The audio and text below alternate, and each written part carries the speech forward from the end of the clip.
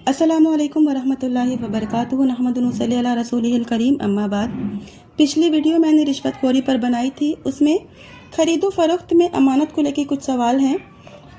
इंसान की ज़रूरियात ज़िंदगी मतनू है, हर शख्स अपनी ज़रूरत पूरी नहीं कर सकता।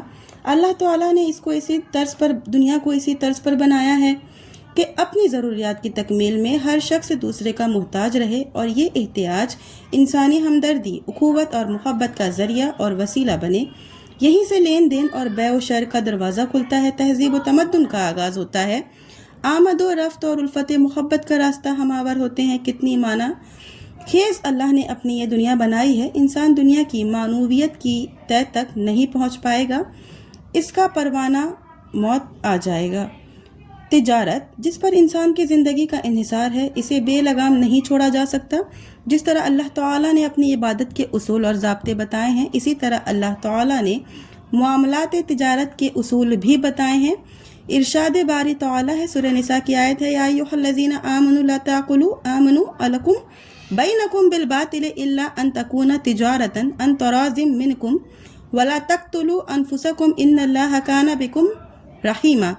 तर्जुमा है, ऐ ईमान वालों, अपना माल आपस में नाजायज़ तरीके से मत खाओ मगर जब तुम्हारी आपस की रजामंदी से खरीदो फरोख्त यानी कि तिजारत हो, और अपने आप को हलाक मत करो, यकीनन अल्लाह ताला तुम पर बड़ा मेहरबान है।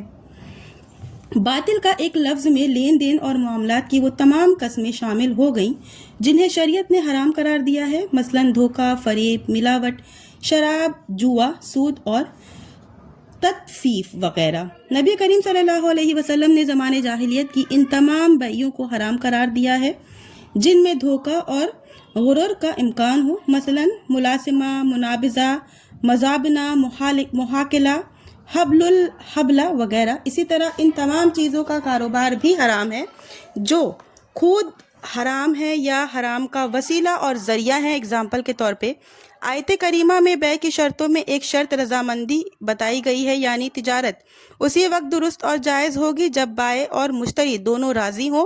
इस शर्त से हुसूल माल और वो तमाम सूरतें निकल गईं जिनमें किसी किस्म का जब्र, इकरार, गसब, धोखा, चोरी या हक तलफी वगैरह हो। आगे चलकर ये फरमाया गया कि अपने आप को हलाक मत करो।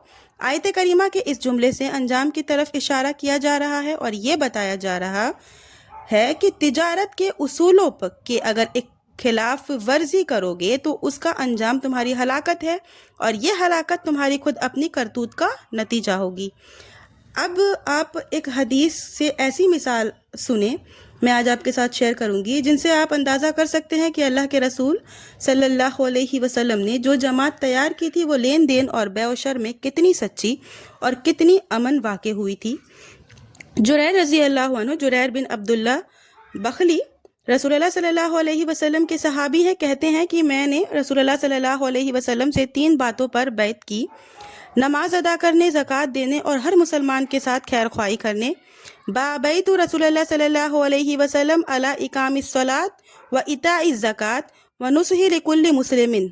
सही बुखारी के रिवायत है। इस्लाम ने ये निहायत जामे तालीम है कि हर मुसलमान अपने मुसलमान भाई का भला चाहे, यानी जो चीज़ अपने लिए पसंद करे वही दूसरों के लिए भी पसंद करे। मतलब ये हुआ कि अपनी ज़ात से दूसरे भाइयों को फ़ायदा पहुँचाए, और अगर इतना नहीं कर सके तो कम अज़ कम आपकी ज़ात से किसी को नुकसान न पहुँचाए। हज़रत जुरैर बिन अब्दुल्ला रज़ी अल्लाह अन्हु, जुरैर बिन अब्दुल्ला बिजली ने रसूलुल्लाह सल्लल्लाहु अलैहि वसल्लम से जो बैत की थी, इस पर वो सख्ती से अमल करते थे।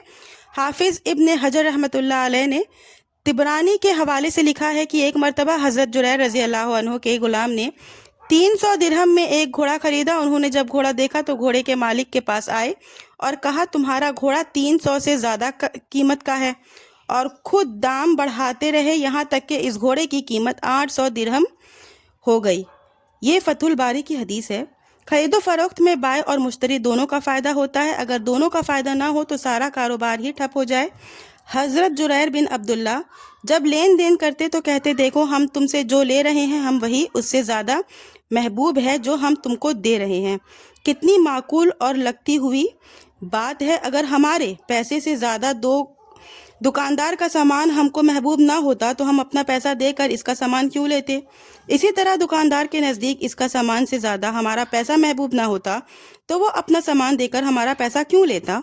मालूम हुआ कि बै और शर में बाय और मुश्तरी दोनों का अपना अपना फ़ायदा है। हमारा मिजाज उमूमन ये बना हुआ है कि फ़ायदा सिर्फ दुकानदार का है, इसलिए हम हमेशा ये ख्वाहिश रखते हैं कि 100 रुपया का सामान 50 रुपए में मिल जाए और कम कीमत देकर हम बहुत खुश होते हैं। बाज़ लोग सस्ता सामान खरीदने में बड़े माहिर और मशहूर होते हैं। उसी के बरअक्स बाज़ दुकानदार भी ऐसे होते हैं कि किसी सीधे साधे अनजान ग्राहक को पा गए तो उसे 2 गुना कीमत वसूल करने की कोशिश करते हैं। इस फरेबकारी को अपनी दुकानदारी का कमाल समझते हैं। हकीकत यह है कि ये दोनों चीज़ें खैरख्वाही और उसूल तिजारत के खिलाफ है। इसलिए इस्लाम में खुदाई और धोखा ममनू है, चाहे वो मुसलमान के साथ हो या किसी गैर मुस्लिम के साथ। इससे परहेज़ करना चाहिए।